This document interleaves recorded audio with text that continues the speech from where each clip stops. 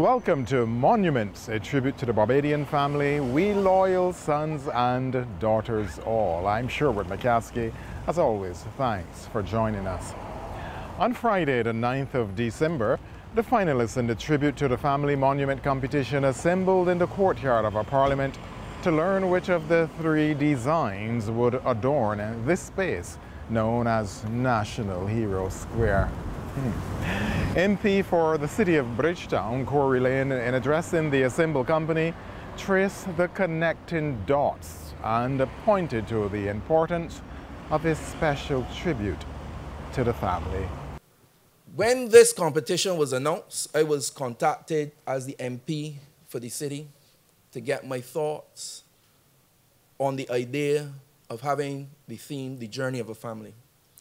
And one of those historians said to me that he would have preferred to have Samuel Jackman Prescott.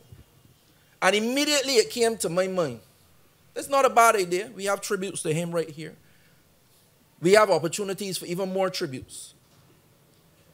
But when will we celebrate the true engines of this country, which are the people, the families, the household? Every time, it does not have to be a politician, a public figure. So I do not stand here just to defend the side. I don't stand here because I was given a script, but genuinely and sincerely, I can 100% unreservedly associate myself and my representation of the people of the city with this initiative. So I want to congratulate all involved. Today is really a tribute to those who have really charted the path. And emancipation is really not a destination. It is not an arrival point. It is a journey. And the journey continues. As I was speaking to Ambassador Commission, I had to turn off my tablet. It was almost like he read my notes. When we talked about the subterranean level at which we as a people are being taken on a journey. And there are things, and every time I make my comments, I like to connect the dots because many times we do not see the connection between the things that we are doing. I always said to the Pan-African movement as a youth representative that the things that happen to us, happen to us. It was not spoken to us. We cannot speak it out. We have to do it out. And that is what we are doing now with these symbolic but also tangible moves in our history. I want you to make the connection between, as we were talking about, Bussa, the Clement Payne, the riots. I want you to make the connection with becoming a republic. But I also want you to make the connection to the smaller things that we are doing. The trust loans, the teaching our people to swim. There's a connection between all of these things. These things are not by accident or happenstance. And I'm glad that we are not just talking it. I'm glad that we are doing it. The director of the National Heritage Trust, Steve Devenish, who was the chairman of the Monument Design Committee, outlined the design brief and provided the parameters in which the designers operated. In 1998, Parliament passed the National Heroes Act. We also pointed out in the brief that within this location there are several other important spaces: Parliamentary Square, Golden Square, the Independent Arch, Independent Square. And we also said in the design brief that, and I'll read it directly for you, the design and installation process is intended to interpret intangible and tangible heritage within the context of the public spaces in the UNESCO World Heritage Property. We wanted any submission to capture those things. We also said in the design brief instructions to the designers that the monument should be both commemorative and demonstrating the endurance, the resilience, and the survival, contribution, and social stability of enabling a nation. That was specifically outlined in the design brief. We felt that the journey of our people is varied and checkered and is a testimony to resilience. And we wanted any monument that we will submit to government as an appropriate monument to cover those things. The design competition was intended to provide opportunity for citizens to create an iconic landmark. In the design brief, we set out clearly what we wanted, because we wanted to have a design competition that would merit and withstand international scrutiny. So it is okay to say, let's do this or let's do that. We wanted that when visitors come and we put forward our information, it would withstand international scrutiny. It can hold its own in any publication, any part of the world, and it could withstand the rigors of people being critical and also self-examining themselves. And therefore, among the design goals and objectives, we said that the installation should be in the World Heritage Bridgetown property, and it is about commemorating the family, a Barbadian family. Among the design goals, we also said the design should make a public space that is enjoyable by all. We also wanted to make the design process transparent and open, and hence the competition was being designed into a series of stages that I explained. And we also said it was to recognize the integration and building of families and emancipation after the horrors of the transatlantic slave trade. Those were specific guidelines that were issued to all designers. Among the objectives, we expected that it will demonstrate a connection between design, interpretation, and installation, and as I said before, to represent the journey of the family. And a simple thing, we want to increase the number and variety of monuments within Barbados. Having gone through that process, we set on an assessing criteria where we asked each submission or each submitter to submit an abstract of not more than 100 words. The reason for that is that we want to be sure that you would have connected with the things we settled in the brief. The reason for that is also to give information that your work could be interpreted. You do not want to put up a monument or put up a piece of work and leave it to other people to draw all the conclusions. The designers' conclusions will be there. Yes, we will all draw our own conclusions, but it's important for the designers to make their own statement. And designers were expected to consider sustainability of the proposal and the ease of maintenance.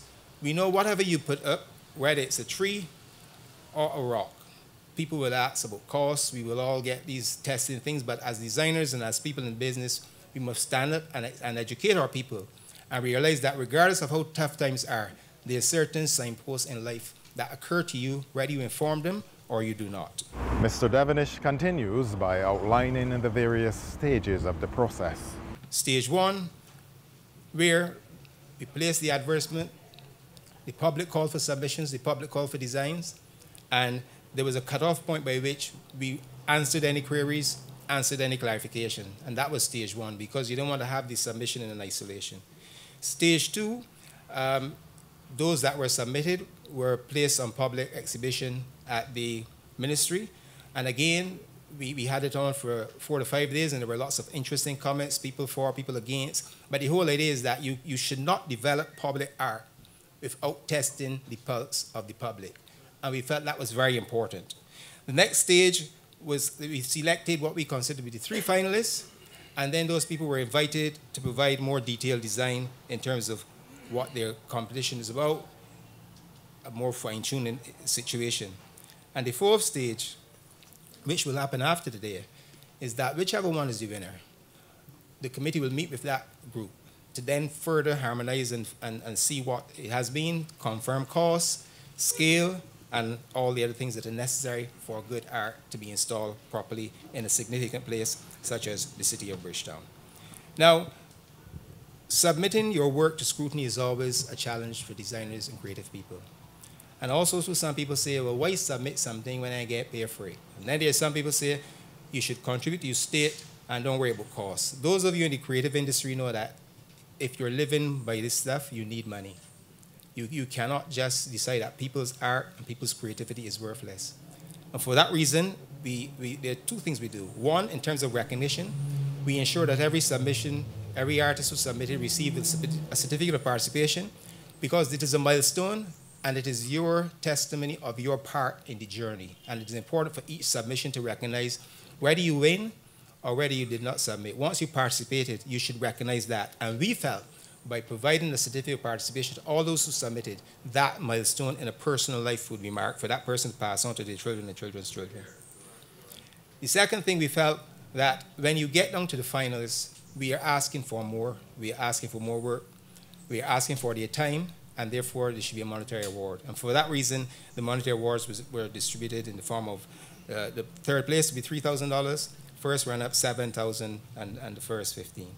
Now, with those things in mind, we realize people are committing, and it is important to reward commitment to the process.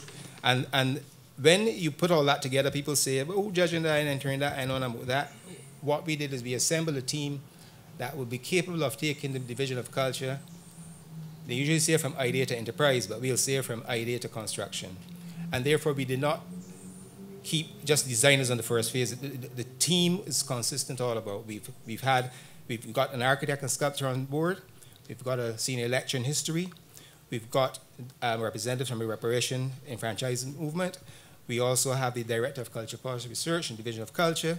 We have a charter construction manager, and we also at all times had a charter plans from the town plan department. I just happen to be the fellow who sit down and park the fights, because I tell you, throughout this process, it has been both educational and informative. And I feel satisfied that we have made a public change in terms of how we look at design, how we look at creativity. And that is indeed a very important point, Mr. Devenish.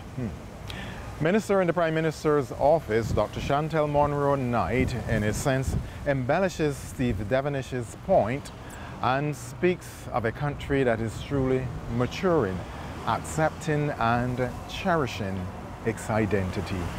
We are saying to ourselves and to the world that we will no longer be defined by what that monument that was there represented. That in the context of independence and coming into our own self-determination, that we continue to define, that we are signaling to everyone and to those that visit that this is a country that understands fundamentally that we must have a country in which people can feel that they belong, not just a country in which they live, but a country that when they walk the breadth of this island, that they can be able to see reflections of themselves, that we can have a sense of pride about who we are.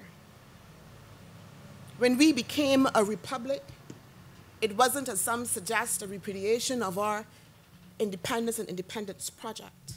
We will always be our parents' children, but we mature, we grow into adulthood, we get old, we come into our own. The status of republic, of being a republic, is a pinpoint of maturity. It's a pinpoint that signals to all of us that, again, in the context of that journey of independence, of emancipation, of self-determination, that there is a point of maturity that we have come to. And that point of maturity is perhaps no better signified than in what we are here to do this morning. To announce the winner of the Monument Design Competition, to commemorate the journey of the family, the bedrock of this society. All of the national heroes that we have, as we are just a stone throw away from National Heroes Square. When you listen to their history, even Rihanna is the newest. She talks about her family, how she grew up, her community. So that, again, in the context of this monument, what we are saying is that we are recognizing and celebrating that fundamental element in our society that is not only about celebrating the past and the struggle, but also that element in our society that will be responsible ultimately for what type of society we have in the future. That the family, the men and the women and the children who are here are critical in forging the Barbados that my grandchildren, your grandchildren, great-grandchildren will come to know. It is the family and the stories of the Bussers and the Nanny Gregs and their struggle that defined this country. And why should they not be celebrated right in the heart of Bridgetown and our city? All throughout this country, we have other monuments and places of significance for our national heroes. What better national hero than the family? What better national hero? May I repeat that? What better national monument here than the family? Well, the winner has been announced. Here is Senator John King. We loyal sons and daughters, ladies and gentlemen.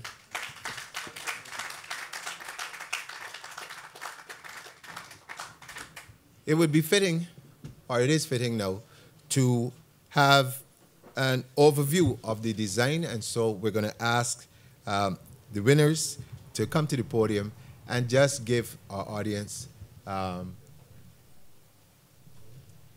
little bit about the concept and how you got to where you are. So, gentlemen.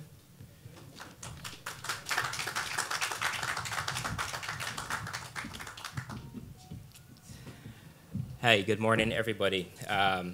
Ministers, Ambassador Gabby Carter, ambassadors from overseas, and everyone who's gathered here, we just want to give thanks for being part of this ceremony this morning and being part of this whole process. It's not often that a fellow that grew up in Brandons and a fellow that grew up in Parkinson Field that met up at Lord School in 1987 get to stand before such a august crowd. And we are certainly overwhelmed by the occasion. So this design that we have labored over, we sought to give representation to everything that the space encapsulates. From the darkest parts of our history, when slaves were brought ashore here and auctioned, to when there was a cage at the top of Broad Street to hold captive slaves who had escaped till their owners came for them, to remembering and commemorating our national heroes, and then finally to symbolize all that through a statue that represents the family. And there are some comments that were made this morning, I think, that would be remiss of me not to mention before we get into the actual design. Donella said that we are all on this ship together. I mean, Donella's good church, so we could talk about that. We are sailing on this ship in love and unity. Sweet Barbados belong to we. And our national anthem, we say we write our names on history's page with expectations great. Strict guardians of our heritage, firm craftsmen of our fate. What we do here and now, as Minister said, impacts our generations to come. My daughter, her grandchildren, ministers' children, it impacts the future. And too often, sometimes we treat culture willy-nilly, not understanding that it has an impact in the future to come. And we are thankful to be part of a transparent process led by Mr. Devenish. And we just want to congratulate our fellow colleagues who also helped to make this competition what it was, because the entries were quality entries. And I know we gave the judges some gray hair. I think Mr. Devenish lost some hair since I last saw him. So we are thankful that we were able to make your task so difficult, sir. And I want to thank you guys for your design creativity, because it helped to make this competition really exciting and interesting. So without further ado, Hugh, I'm going to let you speak a bit on the design. He's the architect. I can tell you how to build it. He's the one that designed it. So. Thank you, Vincent. And first, before I begin, I just want to first say thank you to the judges and the ministry. And I'm not quite a public speaker like Vincent, so that's why he would have started. But I want to say thank you to all of you. We feel honored and privileged. As Vincent said, there were very competent finalists and designs in the finalists. We feel honored and privileged to be selected by you. So thank you for that confidence that you've placed in us.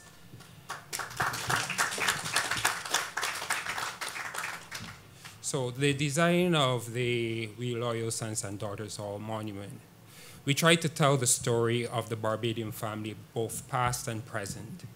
So, as Vincent mentioned, we established that Trafalgar Square, now Hero Square, has a rich history, but also sometimes not always the best of history. It was a place where it was overlooked by Lord Nelson for over two centuries, and it was the location for the cage that was there that held runaway slaves until their masters came. So we thought that was an important aspect. But instead of telling it from the point of view of Lord Nelson, the person who might have fought to keep slavery in place, the first part of our monument talks about the people who fought against that slavery, who fought against that oppression. So we see representatives of that ancestral Barbadian family represented here, pulling those shackles apart.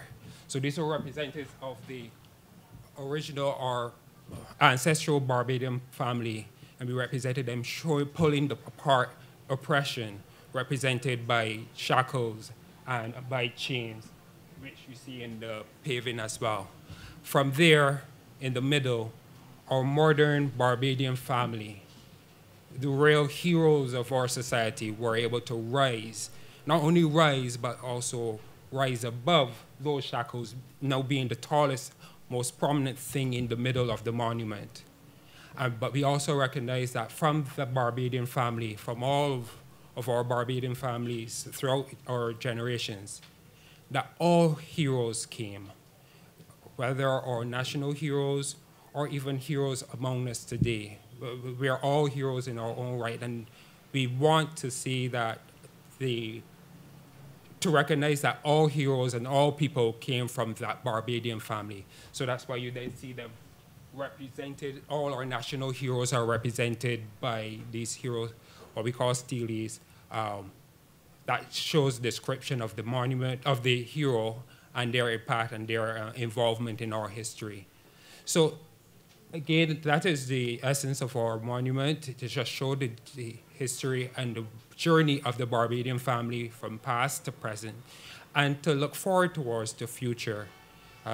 In part of our monument, we have the words inspired, exalted, and free. And if we think about that part of our anthem, we know that it gives us hope of our future. Upward and onward we should go, inspired, exalting, free, and greater will our nation grow in strength and unity. Thank you very much. Congratulations to Vincent Jones and Hugh Holder. Rest assured, my team and I will be following the progress of We Loyal Sons and Daughters All. I'm Sherwood McCaskey. This has been Monuments. Jenny and the family, and we got Dick Down Nelson. Dick Down Nelson. Dick Down Nelson. Put up a page on one. Put up a page on one. Dick Down Nelson. Dick Down Nelson. Lick down, break down, mash down Nelson. Put up a page on one. Put up a page on one. Cause Nelson belonged to Trafalgar Square in London town, not down here.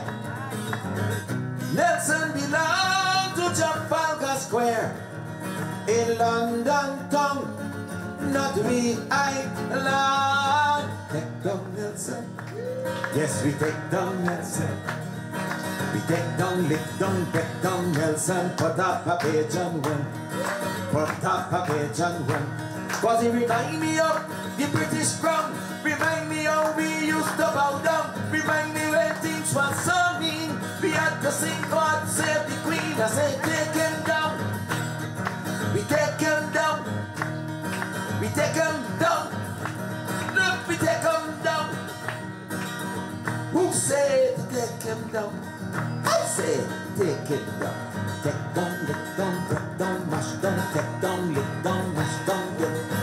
Nelson. Take down Nelson. Take down Nelson. Take down Nelson. And put up a page on one. And roll. Roll to the rhythm now. Get the bass, set the pace for the drama now. Hold on to your conscience. Let them know that you're seeking deliverance. Roll, roll to the rhythm now. Let the bass, set the pace for the drama unfold. Yo, personality, let them know that we seeking delivery from the depths of a major oppression. Oh, people suffer acute division. They beat me down, but we wouldn't surrender. Beat me down, but we wouldn't surrender. Be themselves for kings and queens. We went through the horror scenes, but God made me backbone strong to show them we went from wrong. Be themselves for kings and queens. We went through the horror scenes, but God made me backbone strong to show them we went from wrong. Rise up, you African children. Victory is certain. Victory is more than certain. We got a new monument right here by Parliament, by Trafalgar Square. That one had to disappear. We no got Hero Square. We no got Hero Square. We got the monument of the family that is representing you and me. We got the monument of the family that represent